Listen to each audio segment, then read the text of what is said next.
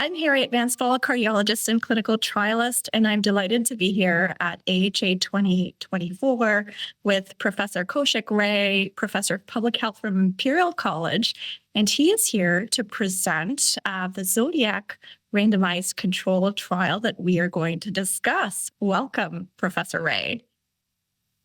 Thanks very much, Harriet. Thanks for the invitation. We are going to ask you to give us a bit of a background on statin therapy and other anti-lipid therapy in the context of post-MI care.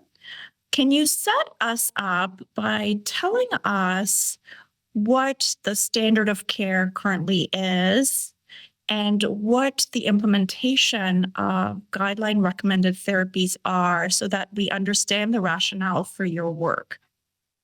Okay, thank you. So I think by way of background, what we have to remind ourselves is that it doesn't matter whether you look at trials or registries. Over the last 20 years, essentially about 2/3 to 3/4 of patients that come in with a myocardial infarction are going to be lipid-lowering treatment naive, i.e. the day, the month, probably, they weren't taking any medications whatsoever. And about 1/4 roughly will be on lipid-lowering treatment. And so if you like, that of that 2/3, 3/4, that's the first time these individuals are ever started on lipid-lowering therapy. Lipid-lowering therapy is obviously the standard of care for cholesterol lowering to try and reduce atherosclerosis. And there are no guidelines essentially in the world, if you look at the major guidelines, whether it's North America or Europe, that start talking about use of combination therapy. It's always a stepwise approach. Start with the statin, then at some stage you're measuring lipid levels. If you're not at goal, then you add something else in, usually ezetimibe. If you're not at goal, then you add something else in. And previously that would have been an injectable, like a monoclonal. So if you think about the care pathway, what does that do? There's a delay. I mean, how many clinics around the world can get a lipid measurement 4 to 6 weeks and see the patient and do that stepwise management in a relatively short period of time? We know from work that we've done in the Sweetheart Registry, for example, that if you look at, and you can't do a randomized trial to say, hey, I'm going to delay control of cholesterol for a year, and the other group, I'm going to lower it. You could never do that. So we've used observational data from the Sweetheart Registry showing essentially that if you look at cholesterol goals within 2 months, being achieved within 2 months, and then again at 1 year, the people do worse that never get there. The people that get there early but don't maintain it, maybe discontinuation, they do a little bit better. If you get there late, you're similar, but you do best when you get there early and maintain it. So that's what we're trying to achieve in clinical practice. So the whole background to the ZODIAC trial is, instead of this reactive approach where effectively you get inertia, could you, in a situation where you were able to assess quantifiably both the risk, the long-term trajectory, event rate, and the potential benefit from any treatment? Now, the background to that is that we know that lipid-lowering treatments per 1 millimole of LDL lowering give you exactly the same relative benefits. And we and others have published on that. So if you take the risk part and then the benefit part and combine them, you can graphically show your current status, no lipid lowering, scenario A, maybe statins, and any combination of options. And the question really was that we tested, does having that available, not necessarily guiding treatment, having access to that and visualizing that, does that mean that your implementation of appropriate lipid-lowering therapies is faster? And in turn, does that result in better cholesterol goal attainment? And so it's 1.4 or 55 mg per deciliter that we're thinking about, but as soon as possible. Right. So the staged approach is informed by phase 3 clinical trials that have been tested, if you will, right, in a sequential approach. I think that's what has guided guidelines. So first of all, high-dose statins were more efficacious than low-dose statins, and then subsequent classes have been tested on these high dose statins. And that has formulated guidelines. And you're saying that this has led to a delayed approach for optimizing therapy. And this provides the rationale for your implementation trial. Tell us what your intervention was and what the primary endpoint was. Okay, so we did a cluster randomized trial in 3 countries, in the UK, in Italy, and in Spain. And we had, in the end, 43 clusters. And these were stratified by country. And also, we tried to match tertiary centers with, to match with access to this decision support tool, or just usual standard care pathway, whatever you were doing. What we tried to make sure was that you had to have access to all of the available treatments that were available. So, you couldn't select sites that didn't have access to an injectable therapy, for example, for whatever reason. So we tried to do that. And secondary care sites, we had tertiary care sites. We tried to make sure there were equal numbers. And then the intervention basically was, if you like, in the standard of care arm, we're just following your care pathway. In the group with access to a decision support tool, what physicians and those managing patients would be able to do is go to an online system, which was hosted at Imperial, plug in variables, demographic characteristics, etc., using the smart risk calculator, which is the only one that gives you quantifiable estimates of risk in secondary prevention, estimate your 10-year risk, and you could convert that mathematically into a 30-year risk, for example. And then based on the LDL at baseline, i.e. at admission with the ACS or MI, you could actually estimate with different treatment options. If I give rosuvastatin 20 or atorvastatin 40 or add in ezetimibe, from the RCTs, knowing the starting level of LDL, you could calculate the absolute change and therefore the relative benefit. Mathematically, you can combine those together to show you essentially Kaplan-Meier curves per individual patient. For any, you could choose 3 or 4 drugs. Any scenario didn't mean you would necessarily follow up on that or do something about it, but you had access to that. How was the risk calculator validated? So the risk calculator has been validated in multiple cohorts. So in Europe, for example, that's one of the tools that's recommended in the ESC guidelines, and that's been looked at in multiple different cohorts. We've also looked at in the post-ACS setting, and we've validated it there as well. So that was essentially, although the problem with a lot of these tools are that they're not always used, are they? So, but they are validated in multiple cohorts, they're recommended. And that was the background to it. And in terms of the benefit portion of it, we know we've used a variation of CTT.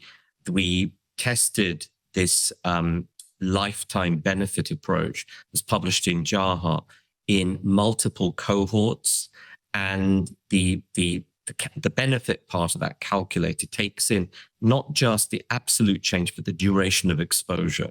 Whereas, CTT, all the trials talk about 5 years exposure, but this basically taking Mendelian randomization, randomized trial, primary, secondary prevention, gives you a much longer time course. So that's where that background came from. And the point you were asking earlier on, what was the primary endpoint? Well, the primary endpoint was intensification of treatment. So everybody is going to get, so if you think about it, your statin naive patient, standard of care, based on what I've said, should be, I start with a statin, and then I up titrate at some point, I add in ezetimibe. So that would mean you hit your primary endpoint, because that is a treatment escalation from what we should be giving everybody. If you basically, let's say at discharge, you went straight on to combination therapy, then you hit your primary endpoint. If you came in on 2 drugs, for example, and you added in a 3rd drug, or let's say you came in on a lower dose of a statin with ezetimibe, you went on to a much higher dose, then that was again a treatment intensification.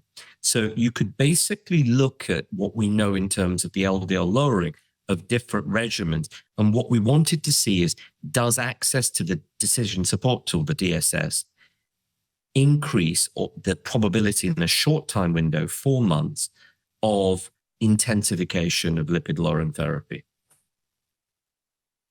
Sure. So a couple questions. The decision support would have suggested add-on therapies. Now that's the difference.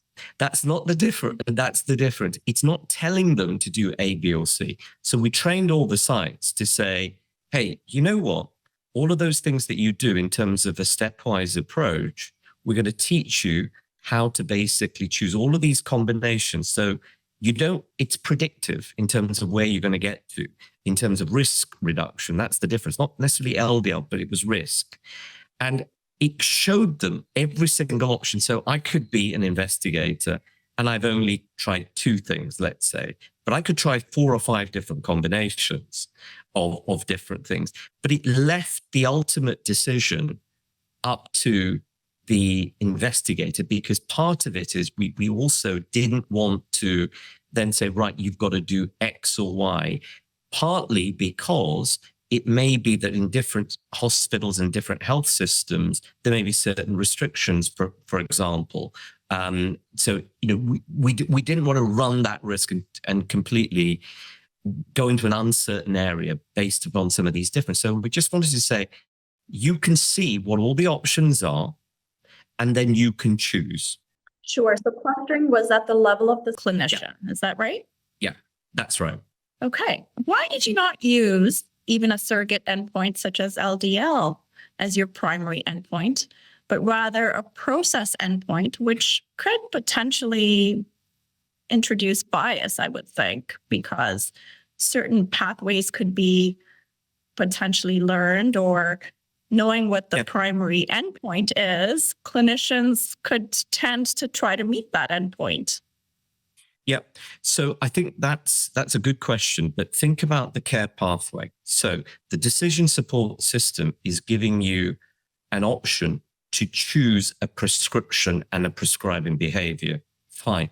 But if I've got a window of 4 months, or you could change that to 6 months, doesn't matter what the window is, there are multiple variables. Physician decides to prescribe. Does the prescription get to the patient?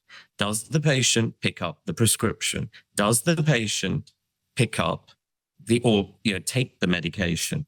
That's not testing the decision support system. That's testing all of the other aspects of clinical care and the clinical care pathway. So if all of those steps then occur much later, I agree with you. That's ultimately what you want to do.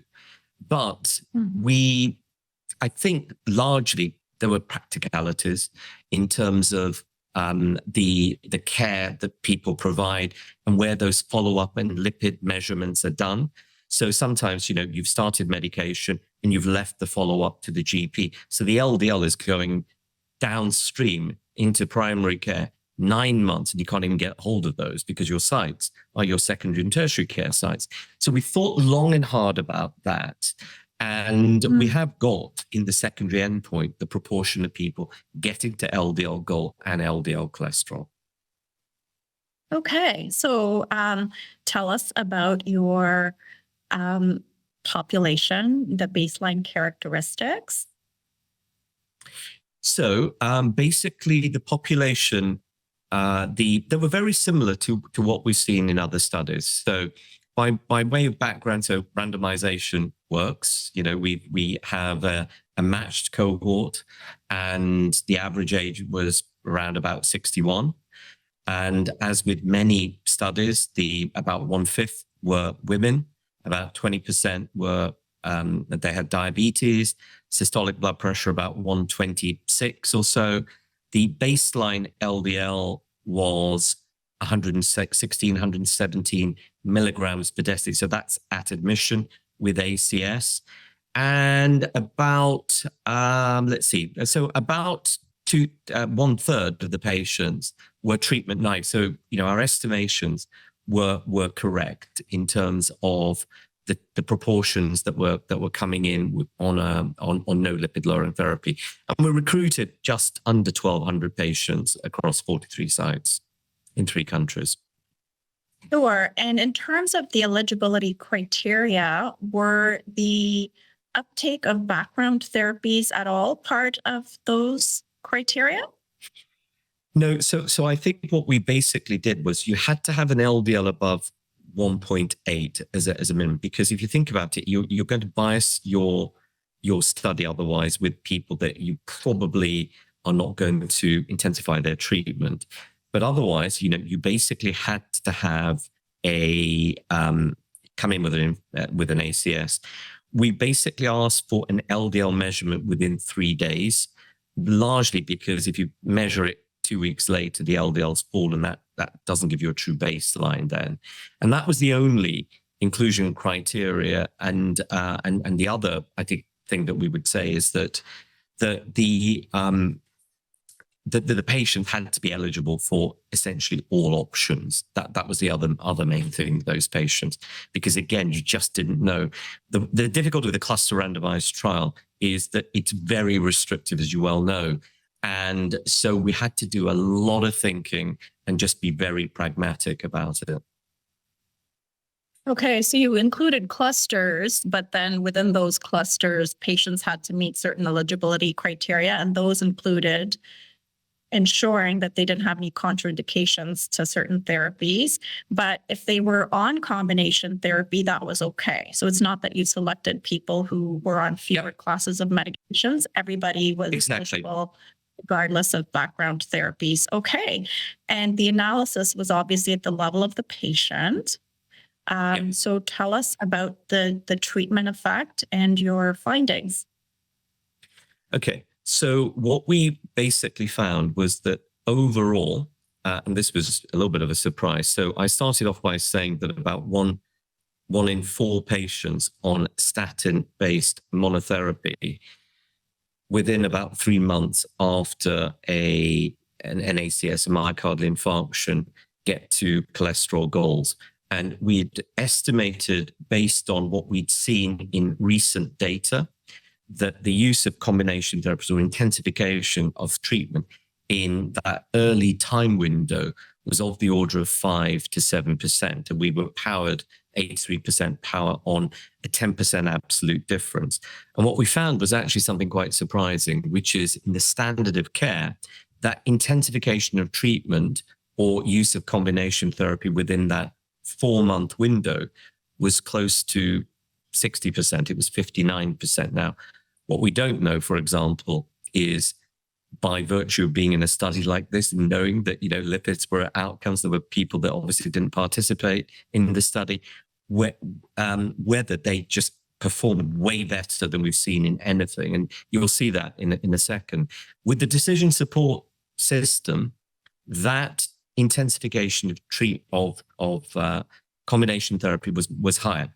It was 70%. So if you like, the probability and of using combination therapy had a risk ratio of 1.15, 15% more likely. So we broke that down by prior history of ASCVD, no prior history, were you lipid-lowering treatment naive prior to your ACS, and everything trended in the right direction, but the primary endpoint was not statistically significant. The confidence intervals are 0.93 to 1.41. And so in that regard, everything I'm going to say basically is exploratory in by nature.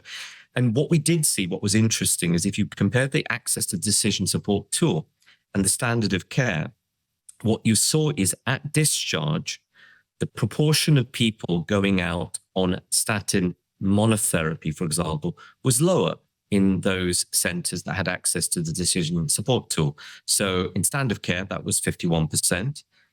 Access to the decision support tool, that was 39%. And if you look at very high intensity combination therapy, this is at discharge, that's 22% in the standard of care, and that's 35%, for example, with access to the decision support tool sites.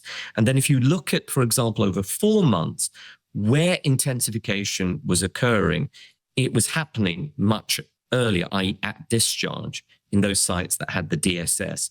And in the standard of care, there was an additional component really reflecting what I was saying about measure the LDL and so forth. So when you then look at the proportion of people getting to cholesterol goals, i.e. an LDL below 1.4, and this is an interim analysis, we've got a couple of hundred patients just to finish the follow-up on the last visits. The percentage of people getting to below 1.4 was 48% in the standard of care, and that was 54.7% with access to decision support system. So it's all going in the right direction. But ultimately, the conclusion is that we would, for the standard of care being way better than we've seen, for the effect size that we'd estimated, we were underpowered. So if the same was reproducible, we probably need a sample size of 5,000, for example, to see that treatment difference. And the one thing that we don't know, for example, so the first thing I would say is, one, it's good news for our patients, because if the standard of care sites are not an outlier, this is fantastic. And the reason more people are getting to goal is actually using combination therapy from the get-go rather than titrating up. So, either you redesign care pathways, and people are talking about starting with statins and ezetimibe, a bit like IMPROVE-IT did, although the guidelines talk about a stepwise approach. That would be great news for our patients if that was happening. So, there's a few things there that we don't know. So we've got to be a little bit cautious, but we're kind of hopeful looking at the feasibility in terms of the site experience with the system. There's a lot more data that will come out of that, but everything trended in the right direction. So it kind of gives us hope that maybe thinking about something like this that might be intuitive rather than changing a number that nobody really knows what that means. And we just talk about being at goal or not at goal. Well, how much did my risk change? And nobody knows. Can a shared decision making around truly personalization, i.e. risk and benefit, does that actually help? And that gives us kind of confidence to think about this maybe in a different scenario like primary care, GPs, or in a larger study. Okay, so your analysis, just to break it down a little bit, of course, adjusted for the clustering. Yeah. Right. And did you measure use of the decision support? Did you measure uptake of the actual intervention? No, that's a good question. So what we did was we basically, for the primary analyses that I've just described, it was just ITT as randomized. So effectively, what we would then do is, if you like, an on treatment. So Right. we have that information, and it'll obviously all be exploratory, post hoc, etc. But we will go on and look at that. We're waiting for those last few patients to complete, and then we will look at that correlation. And you mentioned that the uptake of high-intensity combination therapy increased. What about just high-intensity statin use? Did that increase with the intervention? Yeah. So what you would hope is, standard of care pretty much everywhere is to use high-intensity statin. And we broke things down into monotherapy or combination therapy. So if you've got an increase in combination therapy, you'd expect a decrease in monotherapy, and that's what you saw. So essentially, in the decision support group, you were seeing a greater use of combination therapy rather than... So basically, the way we defined it was to have treatments that gave you LDL reductions between 30 to 50%, 50 to 65%, or greater than 65%. And that greater than 65% occurred at discharge in 35% of people. And that can only happen when you're combining 2 or 3 drugs together.